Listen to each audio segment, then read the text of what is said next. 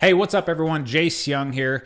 For those of you that don't know me, I'm the founder of a company called Legacy Farmer. And inside of today's video, I really just wanted to give you guys a really valuable free training around the peaks of building a successful business. Now, what we're going to talk about today is really the different stages that you have to go through in growing and scaling a successful business, right? And everybody's experience is different, but at the same time, a lot of it is the same, right? And what I'm going to share with you today is how we approach these different peaks of business and the things that we have to think about and implement along the way. And some of you guys, you're going to be at a certain stage in business. I'm going to share with you what you can expect going forward into the future, and also how you can make that just an easier transition, right? And just a more valuable experience for you, and hopefully get you to success faster inside of your business. And what I'm going to share with you today as well is also just my personal experience, guys, in building my own business and what I had to go through and things I had to solve and just what it took to go from one peak to the next to the next. So let's go ahead and jump into it, guys. The first thing you guys really need to understand is there's basically 3 different peaks of business, right? And there's more peaks than this, right? But what I'm sharing with is something that I've actually accomplished and like levels I've actually gotten to inside of my business to really share with you guys like what it's going to take and what my experience was in going from one peak to the next to the next. Now, I'm going to be talking about 3 specific peaks here. Now, peak number 1, this is what I call the production peak. Okay, this is where you're kind of just getting started, right? You're starting your ag business, or I don't care, you just start any business, right? Does not matter what it is that you're doing. But man, that first couple years, you're just trying to literally get money coming in, right? And you're trying to hopefully get from $0 to $500,000 a year in revenue.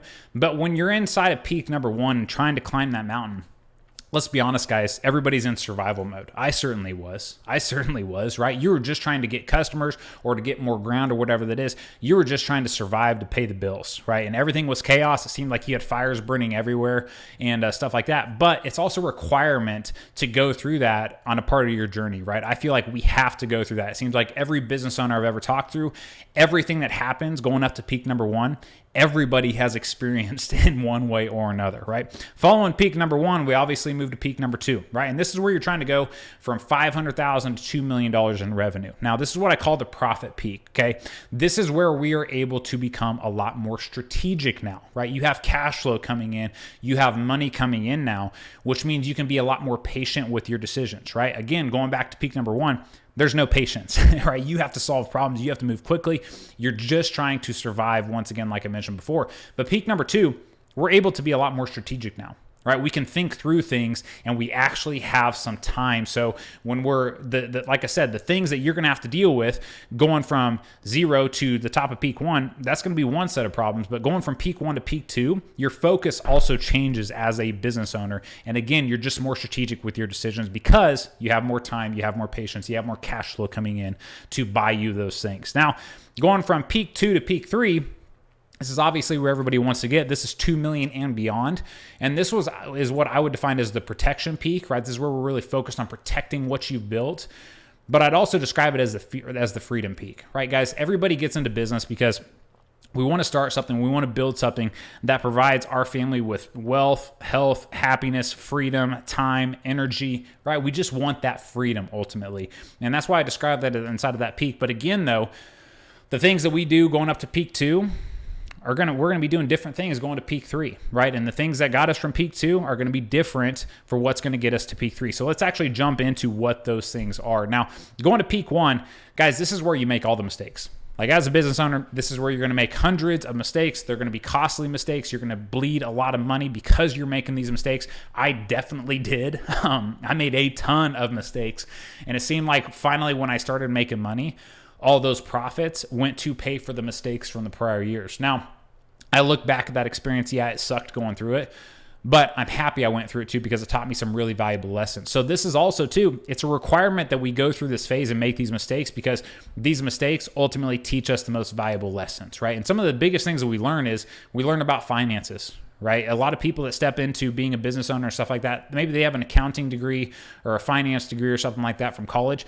But there's a difference between what is taught in the classroom and what actually happens in the real business world, right? And I guarantee all of you that are business owners are going to agree with that. It is completely night and day difference between what we're taught in the classroom and what it actually takes to build a business in today's world. So you start to learn the basics about finance, right? Going up to peak number 1.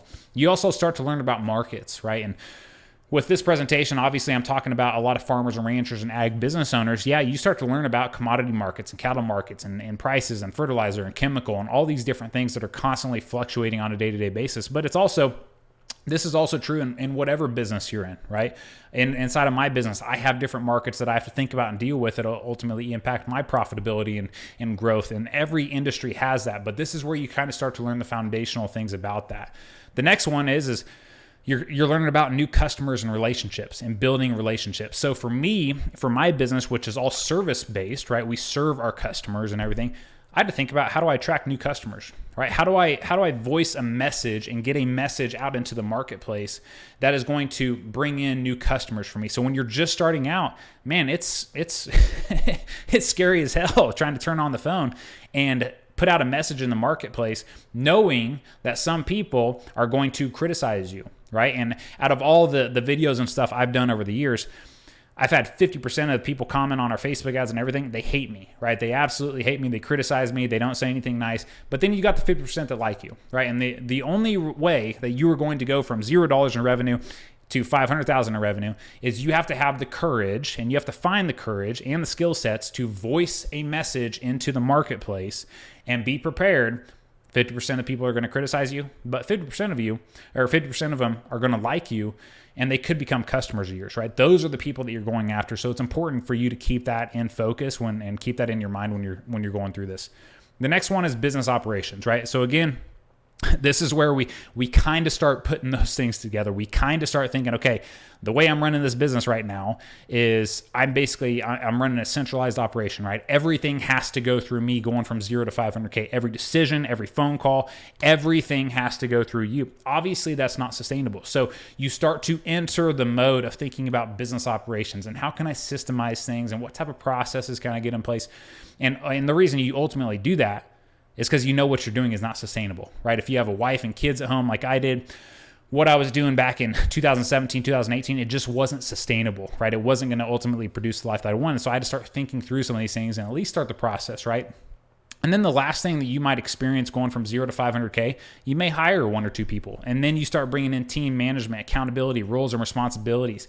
All of these other problems are generated from that. And you're now responsible for somebody else's livelihood, right? And that's a whole weight on itself, right? That's a whole mental challenge and emotional challenge right there, knowing that your actions are responsible for the livelihood of somebody else's family. And that's another, again, weight that you have to learn to carry and take responsibility for. But this is some of the other things too that you're going to start to experience going through and trying to reach that first peak. Okay, so that's peak number 1. Now let's jump into the things that are going to take to go from 500,000 up to 2 million. And again, we're talking about being more strategic here because now we have time to think about these things. We have cash flow coming in, so we can be a lot more patient with our decisions and what we are ultimately thinking about. And this is where we're trying to focus on how do we capture profit, right? This is why this is the profit peak. And inside of this peak, guys, we're talking about business vision and leadership. How many business owners do you know, whether it's an ag business owner, farmer, rancher, or maybe it's just another business owner that you know inside of your town that's in a completely different industry? How many of them talk about business vision? Right, their vision for that business, what they want to accomplish, who the business is, right? If I had to talk about Legacy Farmer, how would I describe Legacy Farmer? What is Legacy Farmer? What does it stand for? And ultimately, where's it going? Where's it going, right? As a future of a company, and who's leading that, right? These are conversations that have to be talked about. They have to be decided on. There's got to be decisions made here, and you have to make sure you have the right vision in place, because ultimately, in order to make that vision a reality, you're going to have to attract the right people.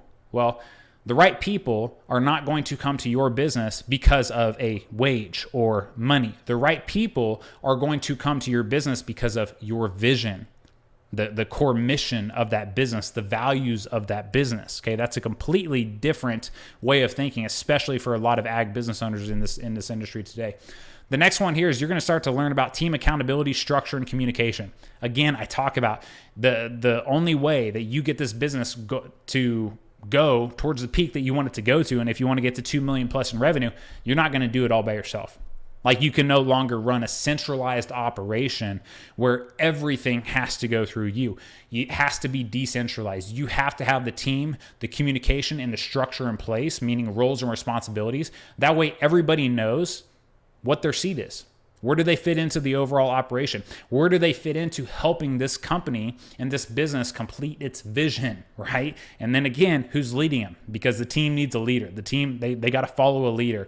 And so somebody's got to be at the helm there, leading this team through the trenches and ultimately trying to make that business vision a reality. So you have to go step into learning about all of these things as well. The next one there, which is a huge one, is systems and processes. Guys, you want to build a systems-driven business, not a people-driven business. Now, I get we need people inside of our operations and our businesses to make things happen, but we want to make sure we have systems and processes in place so that the job is easy for them.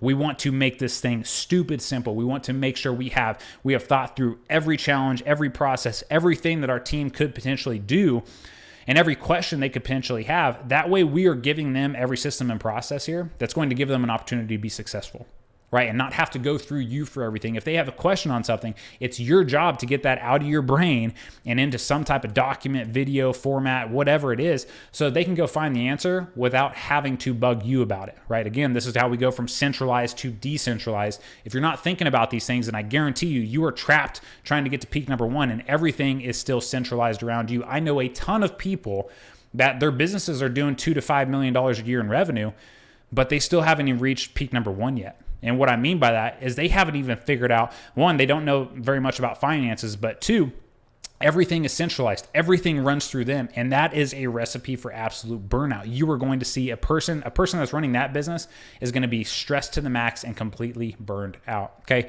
After systems and processes and getting all those implemented so that your business runs like a well-oiled machine, now we got to start thinking about key metrics, reports, and financial tracking, right? A lot of dollars start going through the accounts now. It's our responsibility to make sure that we have the systems in place to track those numbers and make sure that we're capturing this profit. This is why this is called the profit peak, right?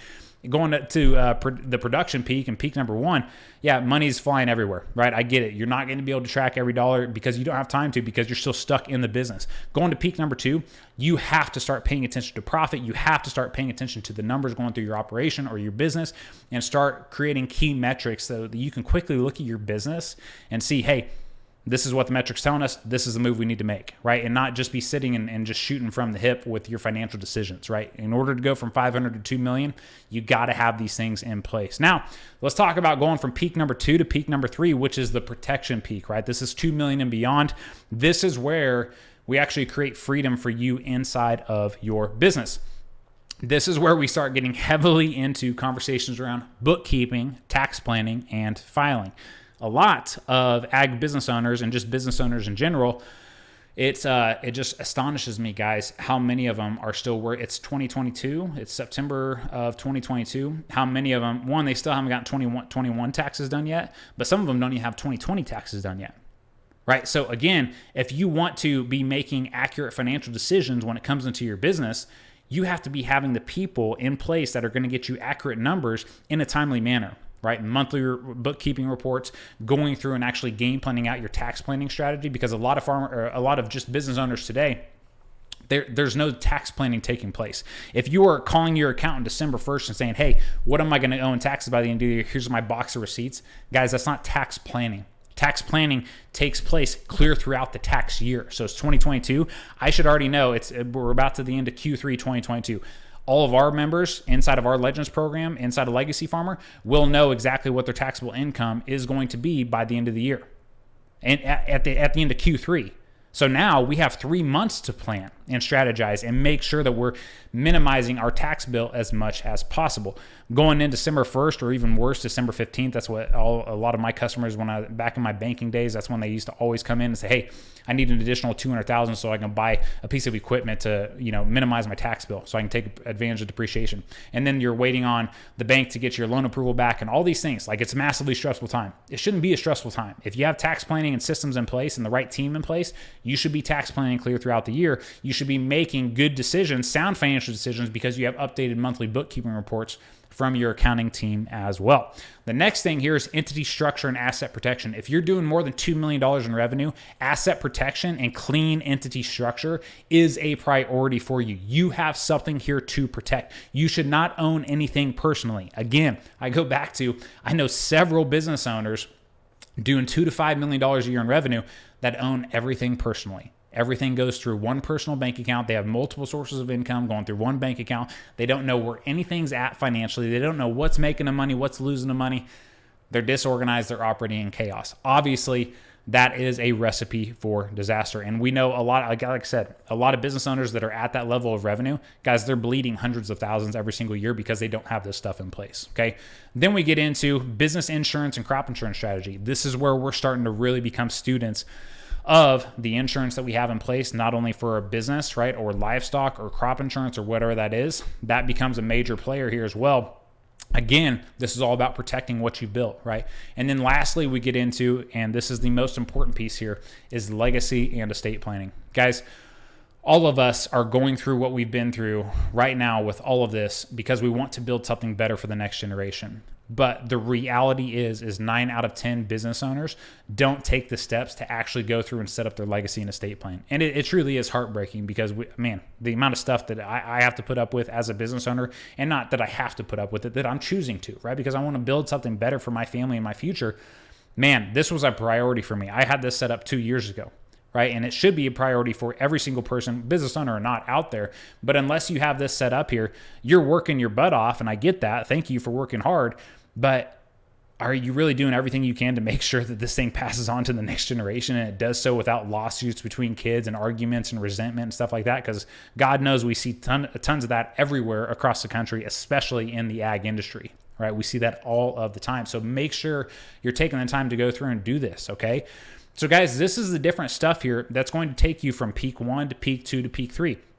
Again, these are the different areas of your business and things that you're going to have to implement in order to get to those stages. But I can tell you, after you get all of this stuff set up, man, it's like a major weight is lifted off your shoulders. And I can tell you that everything I'm showing you right now, this is literally what we built Legacy Farmer around. This is literally what we're helping 300 plus ag business owners from all across the country go through and implement these things so they can finally get the freedom that they deserve. And we have some people coming in, they've been struggling trying to solve problems for decades, guys, for decades. Like that, the reality is that just takes a toll on one, the individual, but more importantly, the family at home as well, right? The family, the kids, everybody feels it. Okay. So making sure that you have these things is set up is not just so, hey, yeah, we can make a ton of money, but we're trying to protect people's livelihoods here as well and make sure that they have a good balance between, yes, I want to build a successful business that runs without me. And I want to make sure that I am spending the time with my family and have that time there to not miss any events and be there for my family when they really need me. You know what I mean? So these are really important concepts here to understand and to make sure that you're thinking about when you are building your business. And guys, I want to talk about the 5 exits of an ag business owner. And okay, remove ag and just put business owner here because this is relevant to everybody. Because these are kind of the phases that all of us want to go through. Now, I want to try to challenge you a little bit, right? A lot of business owners, we don't build our business with the thinking that one day we're going to sell it. Now, I'm going to ask you to think about it that way, right? Go through this thought experiment with me and think about, okay, if I were to build my business right now and I was trying to go find investors, right? Or I was trying to go sell it on the market and find somebody to come in and buy it. What are some of the things that they would want, right? What are some of the things that they'd be asking me for? What are some of the things that would attract them to coming into my business? Now, again, I'm not telling you that you're ever going to sell it or anything like that. I'm just telling you to think through it that lens, because when you start thinking through it in that lens, this is when you start thinking about all of these things. This is when you start removing yourself from the business and getting out of the day-to-day, and you start thinking about, man, how can I implement these things and build just a super valuable, super profit, super efficient, super structured, super systems-dependent business that will literally run without me. I have a proven process that's systemized and repeatable, and I produce consistent results year after year. Okay, this is why I'm saying this, so you start kind of entering into that mind. Now, what we do in Legacy Farmer is we kind of take our members through a journey similar to this one, right? And phase number 1 of the 5 exits of a business owner is we first exit the line. Okay, now what is this? Let's go back to the right slide here. Now, what is this? Well, this is where we're taking somebody from a worker to a manager. Okay, my experience was no different, right? When I first started Legacy Farmer, I was the worker for this business. Everything had to run through me. When I talk about the peaks here, we're in peak number 1 here, right? We're going from worker to manager. Manager now implies, hey, I got a team. Maybe it's one person, maybe it's 2 people, but I do have a team that I'm now responsible for, and I'm slowly stepping myself out of the day-to-day operations. Now, exit number 2 is where we exit the staff. Now we're going from manager to CEO. Okay, so you can kind of slowly start to see here how we're starting to advance up. Now, to become the CEO, this is where you're probably heading towards peak number 2. We've probably exited peak number 1. We have a whole team below us, and on that team, we have a manager who is leading them, and we're stepping into the CEO role, where a majority of our days are spent in the office looking at the numbers, looking at the operation from a 30,000-foot view, seeing how everything is moving and how people are moving, and making sure that everything is working smoothly, right? And everybody has everything they need. When as the CEO of my company, I look at myself as the facilitator. All right, I'm the facilitator to my team that makes all the operations and day-to-day activities happen. And anything they need, it's my responsibility to make sure that happens. Now, what we do with our members is we're taking them from worker to manager, from manager to CEO. And again, CEO, when you're in that seat, you're really focusing on a lot of things that are happening, going from peak 2 or going from peak 1 up to peak 2, right? And potentially peak 3 there. Exit number 3 is you exit the organizational chart, meaning you're no longer involved in the day-to-day. You're going from CEO to a board member. Now, again, I'm not saying that will ever happen for you, but I'm just trying to help you visually see and create in your mind this process and this journey of how do I get from worker, because right now you may be trapped in the day-to-day, up to the point to where this business runs without me. I could literally sit on the board of this business and I could go get whatever investor I wanted to invest in this business because it's so profitable, efficient, systems driven, and the team works really, really well there, and we produce consistent results year after year, right? Again, it's a different way of thinking. And then finally, going into number 4, you exit the board, right? You go from board member to investor, right? Not only are you invested in your own business, obviously, but now you have so much cash flow, you're investing in other people's businesses. You're sitting on other people's boards. Now your time is taken just looking at your investments and monitoring those things from that level. And then finally, number 5 is you exit ownership, right?